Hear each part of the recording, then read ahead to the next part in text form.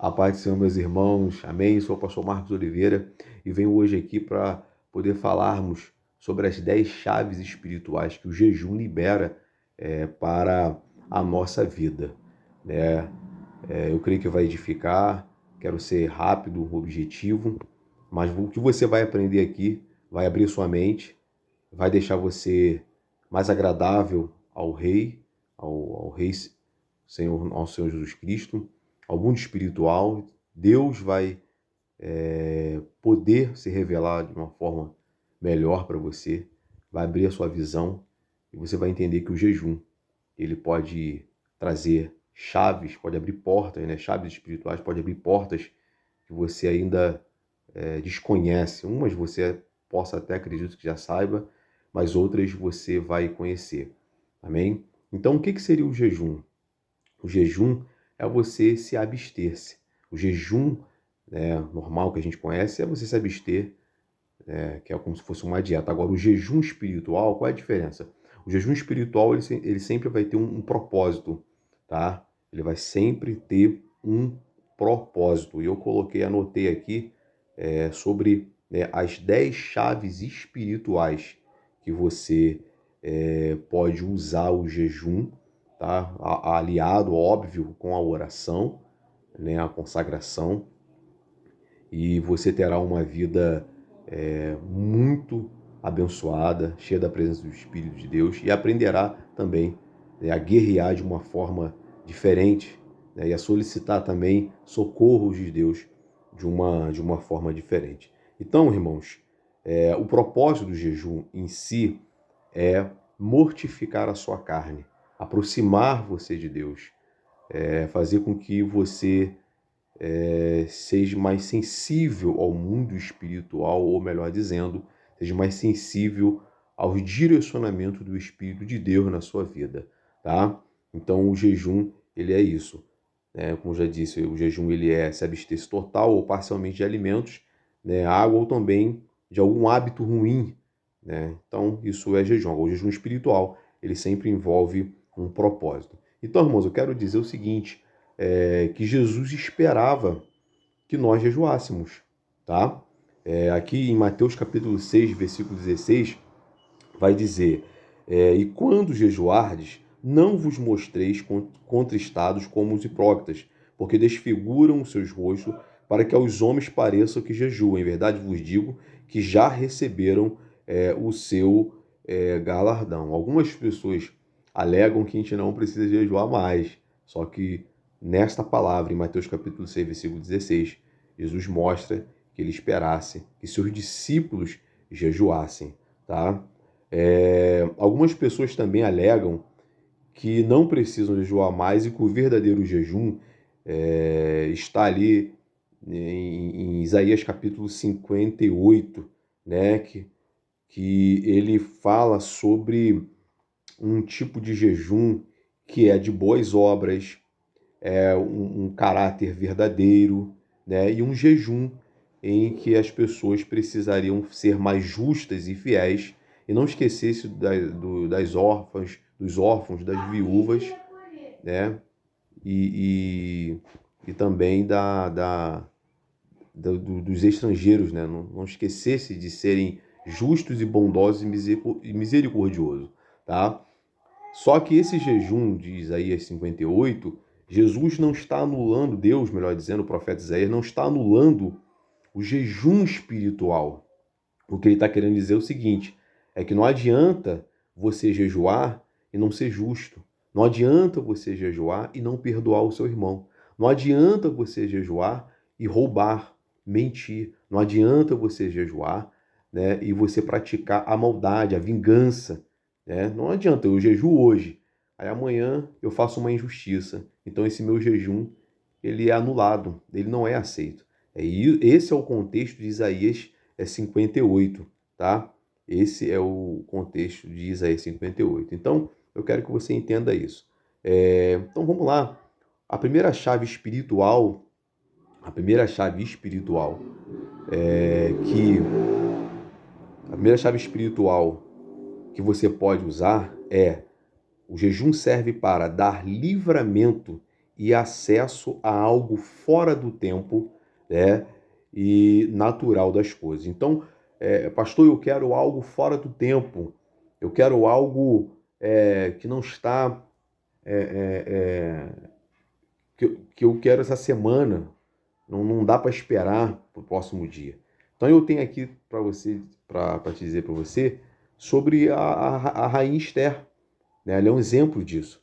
A Bíblia vai dizer lá em Esther capítulo 4, versículo 16, que ela diz, né, para, a, para, para Mardoqueu, né, ela vai dizer também para as mulheres, dizer o seguinte: vai, ajunta todos os judeus que se acharem em Suzã, e jejuai por mim, não comeis nem bebais por 3 dias, nem de dia nem de noite, e eu e as minhas servas também, assim jejuaremos, e assim irei ter com o rei, ainda que não seja segundo a lei, e se perecer, pereci. O que Esther estava dizendo? Ela não poderia comparecer naquele tempo diante do rei Assuero, ela não poderia comparecer na hora que ela quisesse. Naquele tempo, o acesso, né, à parte interna, aos aposentos dos reis, só era liberado quando o rei levantava o cetro, e aí sim aquela pessoa estava aceitável. Então ela aparecer de repente, ela podia perder a vida. O que ela vai fazer antes? Ela reúne ali, né, as suas servas, né, e diz, né, manda essa mensagem chegar a Mardoqueu para Mardoqueu também falar ao povo que jejuassem 3 dias. E aí Deus deu o quê? Deu um acesso para ela fora do tempo. Ela não perdeu a vida, né? E isso foi gracioso também. Então, se você quer ter acesso a algo no mundo espiritual fora do tempo, você pode fazer também como a rainha Esther, proclamar um jejum, né, para que você possa receber, né, um livramento e acesso a algo fora do tempo natural das coisas. Amém? Segundo, qual é a segunda chave espiritual? O jejum é uma forma de se humilhar e chamar a atenção de Deus. O jejum é para isso. É uma forma também de você se humilhar e chamar a atenção de Deus. Então eu tenho até um exemplo aqui do rei Acabe. Todos nós conhecemos o rei Acabe, né? O reino fazia parte ali do reino do norte, e Elias lança uma sentença para ele, né, mediante a tudo de ruim que ele estava fazendo, levando o povo à idolatria, à corrupção, levando o povo, né, a se voltar, né, contra Deus, adorando Baal, né, e se prostituindo. Então, quando Elias dá a sentença para ele de morte, o que Acabe vai fazer? Ele vai se humilhar. E é interessante que ele, após receber essa sentença, ele começa a andar cabisbaixo. A palavra de Deus diz, ele começa a andar cabisbaixo, ele começa a se humilhar. Lá em 1 Reis, capítulo 21, versículo 27, 28 e 29, diz assim: sucedeu, pois, que Acabe, ouvindo essas palavras, rasgou as suas vestes, cobriu a sua carne de saco, jejuou, e jazia em saco e andava mansamente. Então veio a palavra do Senhor a Elias, o tisbita, dizendo: não viste que Acabe se humilha perante mim? Por isso, porquanto se humilha perante mim, não trarei este mal aos seus dias, mas nos dias do seu filho trarei este mal, sobre a sua casa. Então, tudo bem, Acabe depois veio a morrer, só que não da forma que o profeta Elias tinha sentenciado. Por quê? Porque ele se humilhou. Então se humilha, né? Se humilha diante do Senhor, né? É uma forma de Deus mudar sentenças, é uma forma de Deus, é uma forma de você chamar a atenção de Deus. Então a oração com o jejum, com o espírito de humilhação, né? Você consegue chamar a atenção de Deus. Terceira chave espiritual que o jejum é. O jejum também é uma forma de você se arrepender diante do Senhor. O jejum nos possibilita e nos dá a força, melhor dizendo, o jejum possibilita e nos dá a força que precisamos para não fazer mais aquilo que é errado perante o Senhor. Então tem hora que você está sempre errando nas mesmas coisas, sempre tendo algumas falhas, e está na hora de você se arrepender. Como você se arrepende? Orando, buscando, jejuando. Aí você vai conseguir. Eu tenho aqui esse exemplo, Jonas, né? Jonas capítulo 3, versículo 8, ele vai dizer assim: Mas os homens e os animais sejam cobertos de sacos e clamem fortemente a Deus e convertam-se cada um do seu mau caminho e da violência que há em suas mãos. Quem sabe se voltará a Deus e se arrependerá e se apartará do furor da sua ira, e de sorte que não pereçamos. E Deus viu as obras deles, como se converteram do seu mau caminho, e Deus se arrependeu do mal que tinha anunciado, né, que lhes faria, e não fez. Então você vê ali que Nínive, o povo se arrepende, o rei coloca não só os homens, mas até os animais, ele coloca para jejuar, todos se vestem de saco de pano, se humilham diante do Senhor, né, e aquele juízo, aquela sentença que seria exercida ali, eles se arrependem dos seus maus caminhos e Deus se arrepende de fazer ali o seu juízo contra o povo de Nínive. Então o jejum ele serve para isso, tá? Para também uma forma de arrependimento. Outra coisa, o jejum ele também é a quarta chave espiritual. O jejum ele serve para te dar poder maior para vencer os demônios. Então tem hora que você vai entrar numa guerra espiritual ou já está numa guerra. Então, para ter autoridade contra os demônios, uma maior autoridade, é necessário que você jejue. Tá? A Bíblia vai dizer sobre isso, né? Marcos capítulo 9, versículo 28. E quando entrou em casa, seus discípulos lhe perguntaram à parte: por que o não podemos expulsar? E disse: essa casta não pode sair com coisa alguma a não ser com oração e jejum. Então, para expulsar demônio, para você ter autoridade também, você precisa jejuar. Tá? Claro que, evidentemente, a unção que está sobre a tua vida já te dá autoridade para você expulsar demônios. Só que tem casta de demônios que elas não saem somente com uma vida de oração. É uma vida de oração, uma vida de jejum, que aumenta a sua autoridade e o seu poder. Amém? Quinto, o jejum, a quinta chave espiritual, o jejum, ele traz respostas de Deus. Pastor, eu quero respostas de Deus, né? E visitação dos anjos. Quem não quer, né, os anjos visitando a sua casa e respostas de Deus? Eu quero. E eu já tive, né, várias experiências de anjos visitando, né, a minha casa.